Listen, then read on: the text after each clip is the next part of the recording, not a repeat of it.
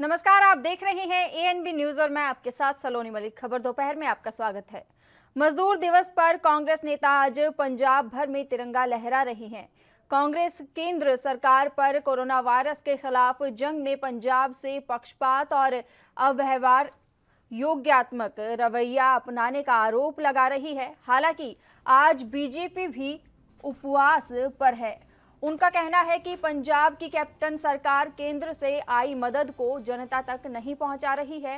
कांग्रेस के तिरंगा लहराओ अभियान में पंजाब के सीएम कैप्टन अमरिंदर सिंह समेत सभी मंत्रियों ने बढ़ चढ़कर हिस्सा लिया। प्रदेश कांग्रेस अध्यक्ष सुनील जाखड़ और पार्टी के तमाम पदाधिकारियों और कार्यकर्ताओं ने भी पंजाब भर में तिरंगा लहराया।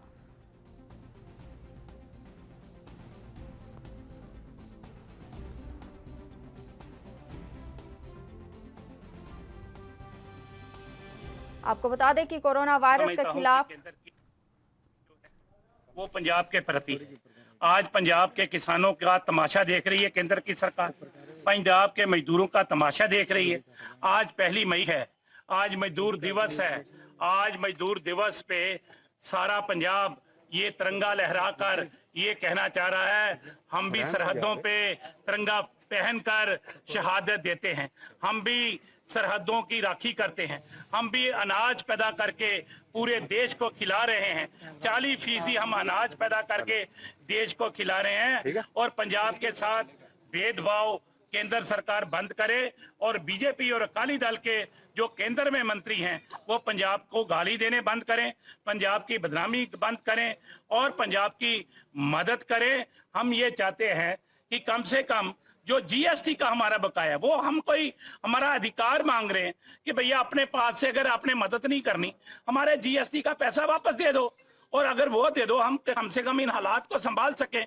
लेकिन बीजेपी और अकाली दल के केंद्र मंत्रियों के सहारे पे वो ऐसा हरकत कर रहे हैं कि पंजाब को बदनामी हो, पंजाब खराब हो।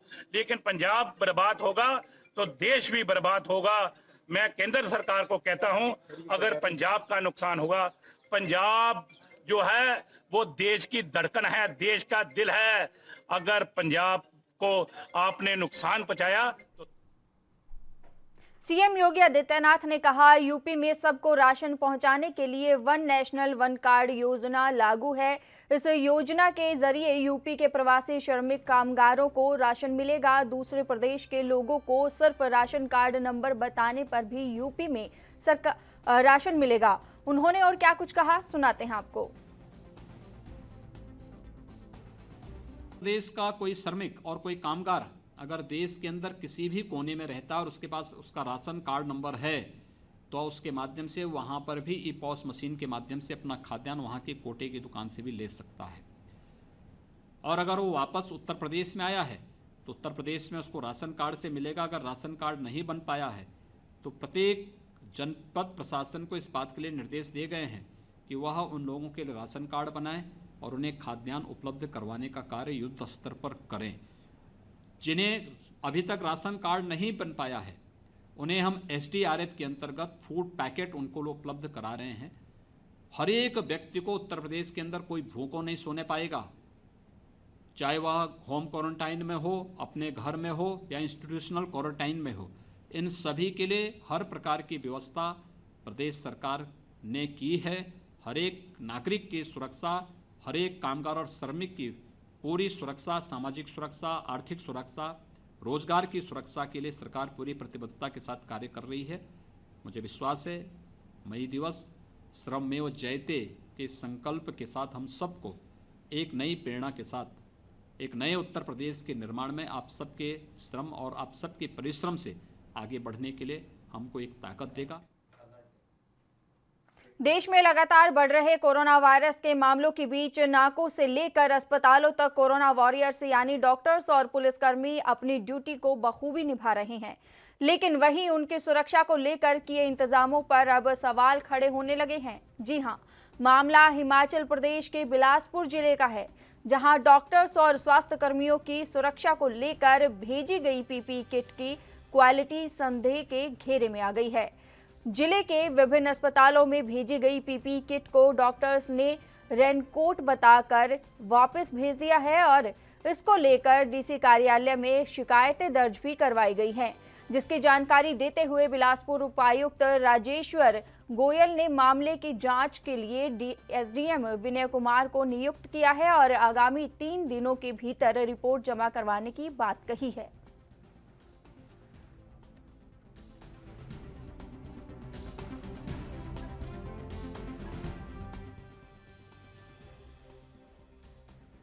आपको बता दें कि देश भर में लगातार बढ़ रहे कोरोना वायरस के मामलों के बीच नाकों से लेकर अस्पतालों तक कोरोना वॉरियर्स यानी डॉक्टर्स और पुलिसकर्मी अपनी ड्यूटी बखूबी निभा रहे हैं, लेकिन वहीं उनकी सुरक्षा को लेकर किए इंतजामों पर अब सवाल खड़े होने लगे हैं। मामला हिमाचल प्रदेश के बिलासपुर जिले का है। एक मेरे नॉलेज में पीपीई किट्स का आजकल आ रहा है, मीडिया में भी आ रहा है। कल हमें एक शिकायत भी आई है, तो उसमें मैं बताना चाहूँगा कि इसमें कोई भी इस तरह का बर्दाश्त नहीं होगा, क्वालिटी से कॉम्प्रोमाइज़। और इसमें एक डिटेल्ड इंक्वायरी मैंने एडीएम हमारे जो हैं एडीएम बिलासपुर उनको एंट्रस्ट की है और 3 दिन में मैंने इसमें रिपोर्ट मांगी है। और अगर कोई इसमें दोष होगा तो इस पर विभागीय कार्रवाई जो है अमल में लाई जाएगी, अनुशासनात्मक कार्रवाई। कोरोना वायरस महामारी से देश ही नहीं दुनिया जूझ रही है, जिसके चलते रोज कोरोना के नए नए मामले सामने आ रहे हैं, जिसके चलते कांग्रेस नेता पीएल पुनिया का बयान सामने आया है। उन्होंने केंद्र सरकार पर निशाना साधते हुए कहा है कि कोरोना के बढ़ते मामलों को लेकर अभी तक केंद्र सरकार की ओर से चेकिंग का पैमाना, जो जांच का पैमाना है, वो बढ़ाया नहीं गया है। इसके अलावा अन्य मुद्दों पर बोलते हुए और क्या कुछ कहा कांग्रेस नेता पीएल पुनिया ने, सुनाते हैं आपको। देखिए, जो कोरोना वायरस की स्थिति अभी भी चिंताजनक बनी हुई है। जो हम अनुमान लगा रहे थे कि लॉकडाउन जब हटने लगेगा तब तक स्थिति सामान्य हो जाएगी, केसेस कम होने शुरू हो जाएंगे, लेकिन केसेस तो बढ़ रहे हैं। लगभग 2000 हर रोज़ केस बढ़ रहे हैं। 33,600 से ऊपर ओवरऑल केसेस पहुंच गए हैं। महाराष्ट्र अकेले में 10,000 से ज़्यादा हो गए हैं। और गुजरात के अहमदाबाद जिले के नरोड़ा विधानसभा में गरीब बस्ती में रहने वाले मजदूरों से आज मजदूर दिवस पर एएनबी न्यूज ने खास बातचीत की। इन मजदूरों का कहना है कि हम दिन रात काम कर खाने वाले हैं, लेकिन पिछले 1.5 महीने से लॉकडाउन की वजह से हम अपने अपने घरों में कैद हैं और हमें भी पता है कि कोविड-19 जैसी महामारी से पूरा देश जूझ रहा है, इसलिए हमारे देश में भी लॉकडाउन लगाना पड़ा। लेकिन हम गरीब जो कि रोज कमा कर खाते हैं, अब किस प्रकार अपने परिवार को सुरक्षित रख पाएंगे, ये समझ नहीं आ रहा है।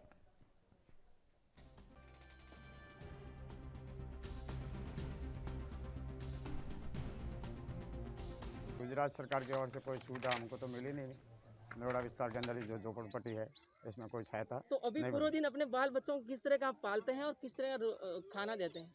डेली हम मजदूरी करके खाने पीने वाले आदमी है।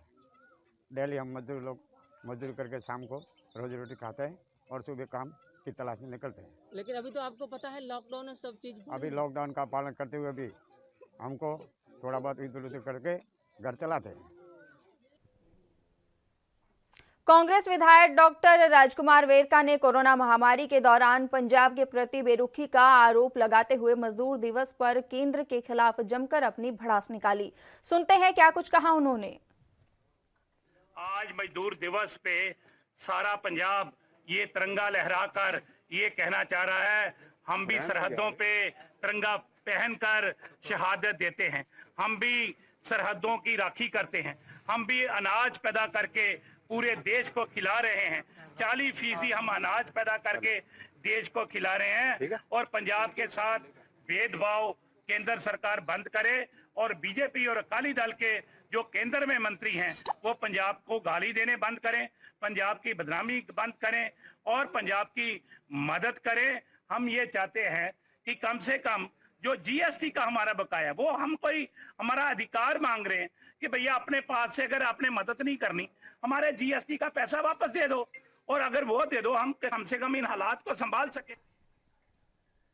कोरोना लॉकडाउन के चलते कई राज्यों में फंसे प्रवासी मजदूरों को लेकर केंद्रीय गृह मंत्रालय की ओर से बड़ी राहत मिली है, जिसके चलते अब देश के कई हिस्सों में जो प्रवासी मजदूर, छात्र, पर्यटकों को और तीर्थयात्रियों को सशर्त अपने घर जाने की अनुमति मिल गई है। वहीं आम आदमी पार्टी के नेता संजय सिंह ने बिहार की नीतीश सरकार पर निशाना साधते हुए क्या कुछ कहा, सुनाते हैं आपको। कि मुझे बहुत अफसोस हुआ नीतीश कुमार जी का और सुशील मोदी जी जो जेडीयू और भारतीय जनता पार्टी के नेता भी हैं और मुख्यमंत्री और उप मुख्यमंत्री हैं बिहार के। ये कहा गया कि साहब दिल्ली से बिहार के लोगों को बुलाने के लिए उनके पास पैसे नहीं हैं। मैं समझता हूँ कि ये बहुत बड़ा अपमान है बिहार के लोगों का, ऐसे समय में जब बिहार के तमाम लोग, पूर्वांचल के तमाम लोग जिनसे हमारी बातें होती रहती हैं लगातार, वो अपने घर जाना चाहते हैं। घर जाके फिर वापस आके अपने काम में लग जाएंगे। लेकिन इतने दिनों तक जो ये लॉकडाउन रहा, इसके कारण से वो लोग बेचैन हैं, परेशान हैं, अपने घर जाना चाहते हैं। और ऐसे में बिहार के मुख्यमंत्री और उप मुख्यमंत्री कह रहे हैं कि साहब हमारे पास पैसे नहीं हैं। दिल्ली के मुख्यमंत्री अरविंद केजरीवाल जी हमेशा पूर्वांचल के, बिहार के लोगों के साथ मजबूती से खड़े रहे हैं। चाहे वो छठ घाट का मामला हो, चाहे वो सरकार में सत्ता में भागीदारी का मामला हो, चाहे वो विधायकों को टिकट देने का मामला हो, केजरीवाल जी ने हमेशा पूर्वांचल के, बिहार के लोगों का सम्मान आगे रखा है। मैं उनसे अनुरोध करूंगा, निवेदन करूंगा, विनती करूंगा कि आज ऐसे समय में आप सरकार की ओर से पैसा दीजिए। बिहार की सरकार बस भेज दे, क्योंकि हमारे पास सीएनजी बसें हैं, बसें नहीं हैं। बस आप भेजिए और जो भी उसमें खर्च होगा, जो भी उसमें पैसा लगेगा, बिहार के लोगों को उनके घर ले जाने के लिए, इस संकट की घड़ी में वो अपने परिवार से मिलना चाहते हैं, इस बात के लिए जो वो घर जाना चाहते हैं। जितने भी ऐसे लोग जो जाना चाहते हैं, उनको जाने की व्यवस्था में जो भी खर्चा आएगा, जो भी पैसा लगेगा, वो मैं मुख्यमंत्री जी से अनुरोध करूंगा, अरविंद केजरीवाल जी से निवेदन करूंगा कि आप उस पैसे का भुगतान कीजिए, आप उस पैसे को देने का काम कीजिए। बिहार के लोगों को इस कारण से कि बिहार की सरकार के पास पैसा नहीं है, वो अपने घर ना जा पाएं, मैं समझता हूं ये ठीक नहीं है। इसलिए मैं बिहार की सरकार से ये कहूंगा कि आप अपनी बसें भेजिए और जो भी उसमें खर्च आएगा वो दिल्ली के मुख्यमंत्री आदरणीय अरविंद केजरीवाल जी देंगे, ऐसा मैं उनसे अनुरोध करूंगा। नहीं, मुझे लगता है कि वहां तो डॉक्टरों तक को नहीं जाने आने दे रहे हैं। ये तो अमानवीय है। एक तरफ हमारे प्रधानमंत्री जी कह रहे हैं कि जो कोरोना वॉरियर्स हैं उनकी आप सेवा कीजिए, उनको सम्मान दीजिए, उनको उनकी ड्यूटी करने दीजिए, उसमें कहीं कोई बाधा उत्पन्न मत कीजिए। लेकिन जब एक निर्वाचित सरकार, हरियाणा के अंदर भारतीय जनता पार्टी की सरकार है, उनके ही मुख्यमंत्री डॉक्टरों तक को आने जाने नहीं दे रहे हैं, तो आप समझ सकते हैं कि किस प्रकार से ये लोग काम करते हैं, क्या इनकी सोच है, क्या इनकी विचारधारा है।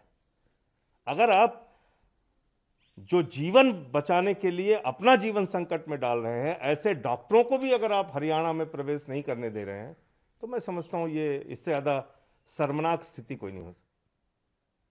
पूरा देश कोरोना वायरस के खिलाफ लड़ रहा है। वहीं दूसरी ओर बंगाल में कोरोना वायरस को लेकर जमकर राजनीति हो रही है। दरअसल पश्चिम बंगाल सरकार की ओर से कोरोना वायरस को लेकर अलग तरह से आंकड़े जारी किए जा रहे हैं, जिसके चलते बीजेपी ने राज्य की सरकार पर आंकड़े छुपाने का आरोप लगाया है।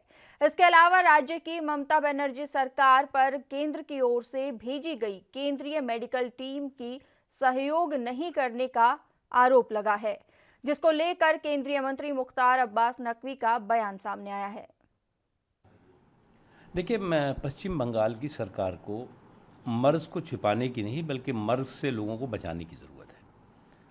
अभी जो है वो आप कोरोना से लड़िए, उसके बाद आप केंद्र से लड़ते रहिएगा, लेकिन आपकी प्राथमिकता, देश की प्राथमिकता, देश के सभी लोगों की प्राथमिकता इस वक्त कोरोना से लोगों को निजात दिलाना है।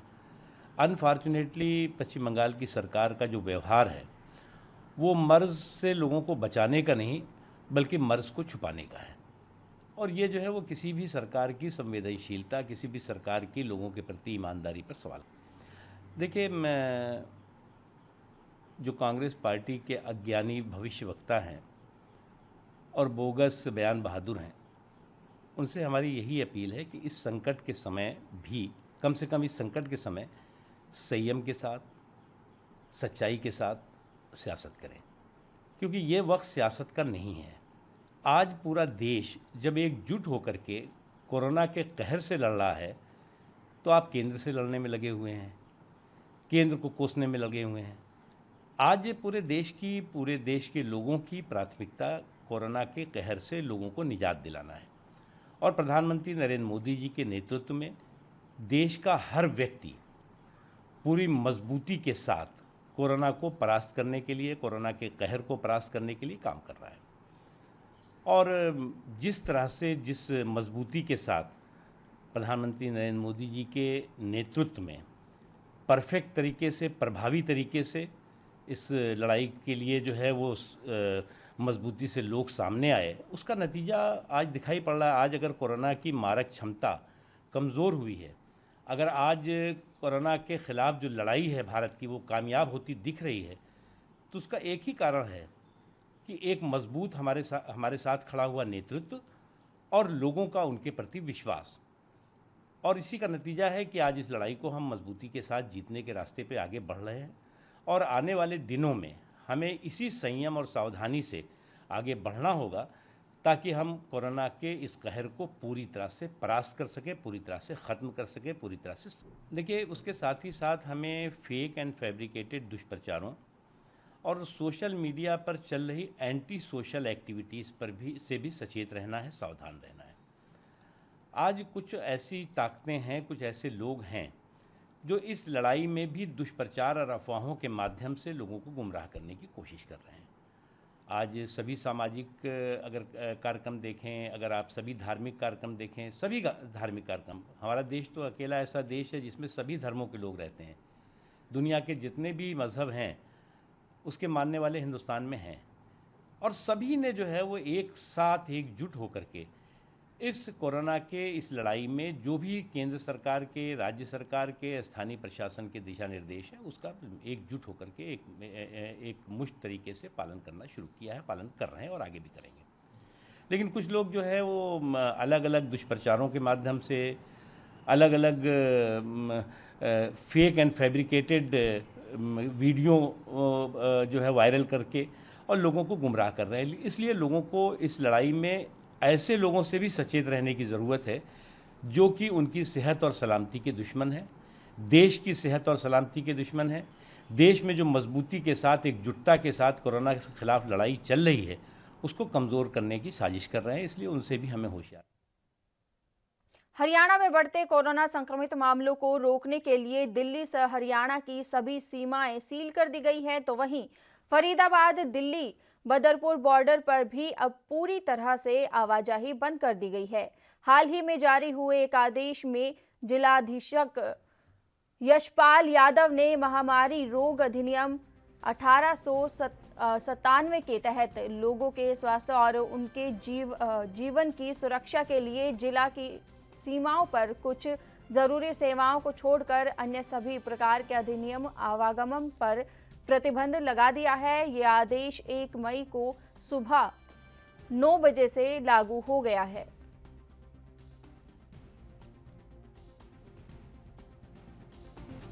आने जाने की परमिशन, जो डेली नीड्स की चीज़ें हैं, एसेंशियल कमोडिटीज हैं, उनको परमिशन है। या किसी के पास इंटरस्टेट पास है, किसी के पास अपना होम मिनिस्ट्री की कोई परमिशन है, या कोई मेडिकल ग्राउंड है, वो लोग डेली आ जा सकते हैं। जो लोग डेली फरीदाबाद से दिल्ली, दिल्ली से फरीदाबाद आगे सर्विस कर रहे थे, जैसे नर्सिस हैं, डॉक्टर्स हैं, बैंक कर्मी हैं और कोई हरियाणा स्टेट के या दिल्ली के कर्मचारी हैं, उनकी आवाजाही टोटल जो है बंद कर दी गई। स्क्रीनिंग कैसे की जाती है? स्क्रीनिंग तो उनको रोक के पास चेक किया जाता है। बाकी अब आदेश हो गए डीसी साहब के कि स्क्रीनिंग के लिए भी यहाँ बंदा लगाया जाएगा, उसकी हर आदमी की स्क्रीनिंग करके जो है उसको एंट्री दी जाएगी। बताया जा रहा है वीडियोग्राफी भी करवाई जा रही है। हाँ बिल्कुल बिल्कुल बिल्कुल। फिलहाल तो फोटोग्राफी वीडियोग्राफी है, लेकिन स्क्रीनिंग के अभी आदेश हुए हैं, तो आज या कल में से स्क्रीनिंग का भी कोई बंदा जो है यहाँ पे लग जाएगा। तो ये सख्ती कब तक चलने वाली है? अभी तक तो 3 मई तक का आदेश है, उसके बाद जैसे आगे आदेश आएंगे उसके हिसाब से जो है कार्रवाई की जाएगी। आंध्र प्रदेश के 887 मछुआरे जो लॉकडाउन की वजह से गुजरात में फंसे हुए थे, आज सभी को 12 बसों से आंध्र प्रदेश लाया गया है। दरअसल आंध्र प्रदेश के करीब 4,400 मछुआरे गुजरात में फंसे हुए थे। आंध्र प्रदेश सरकार उन सभी को वापस अपने राज्य लाने की बात कह रही थी। इसी बीच 887 मछुआरों की तो राज्य में वापसी हो चुकी है। बाकी के मछुआरों को भी जल्द ही वापस लाया जाएगा। अभी जो 887 मछुआरे वापस लौटे हैं, सभी की मेडिकल जांच करके जरूरत पड़ने तो क्वारंटाइन में रखा जाएगा।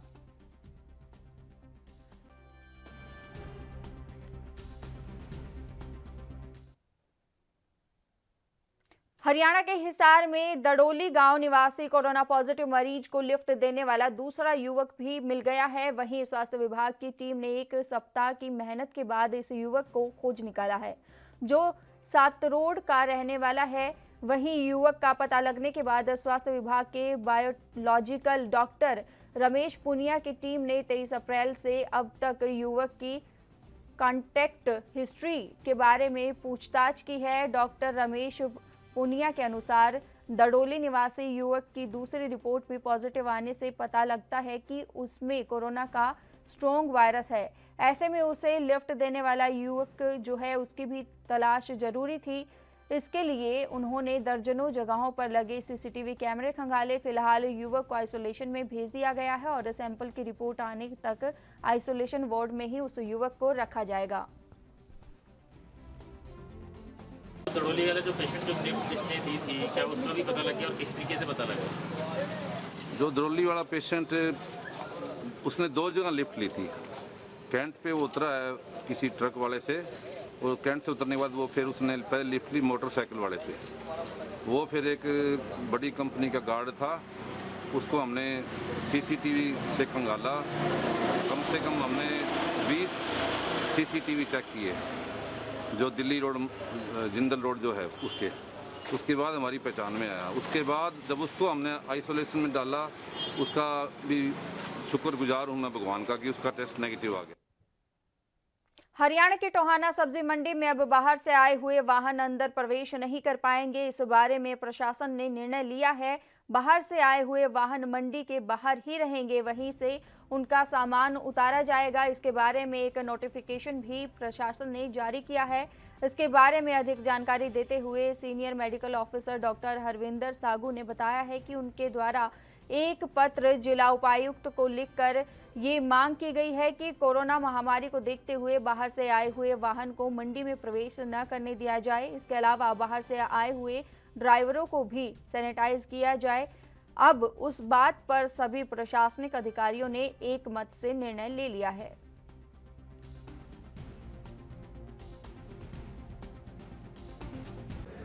यहाँ पर जो हमारी एक्यूट सर्विलेंस टीम है, जो वहाँ पर हम देखते हैं कि जहाँ पर क्राउडिंग है बहुत ज़्यादा, जो सब्जी मंडी है, अनाज मंडी के क्षेत्र हैं, उनके अंदर बहुत ज़्यादा भीड़ थी और वहाँ पे कोविड-19 की ट्रांसमिशन का भय बना हुआ था। तो हमने एसडीएम साहब को, प्रशासन को पत्र लिखा था कि वहाँ पर जो ट्रांसपोर्ट सिस्टम है, जो ड्राइवर्स बाहर से दूसरी स्टेट से आते हैं, वो वहाँ पर नहीं आने चाहिए और वहाँ पर प्रॉपर डिस्टेंसिंग होनी चाहिए, क्लीनिंग हाइजीन होनी चाहिए, सैनिटाइजेशन होनी चाहिए। और इस संबंध में प्रशासन ने हमारी बहुत मदद की और उन्होंने तुरंत मीटिंग बुलाकर सभी जो सब्जी मंडी एसोसिएशन है, जो मार्केट कमेटी के सेक्रेटरी हैं, उनको बुलाया, मुझे बुलाया और हमने सभी ने मिलकर डिसाइड किया कि जो ट्रांसपोर्ट सिस्टम जो बाहर से आता है, जो ड्राइवर्स जैसे कोई दूसरी स्टेट से आते हैं, उनको यहाँ पर एंटर ना किया जाए। हिमाचल प्रदेश के जनजातीय जिला लाहौल स्पीति में कोरोना वायरस के खिलाफ लड़ाई में अब यंग डॉक्टर एसोसिएशन भी उतर आया है। एसोसिएशन के सदस्यों ने टैक्सी चालकों को सैनिटाइजर बांटे हैं ताकि घाटी को कोरोना वायरस से मुक्त रखा जा सके।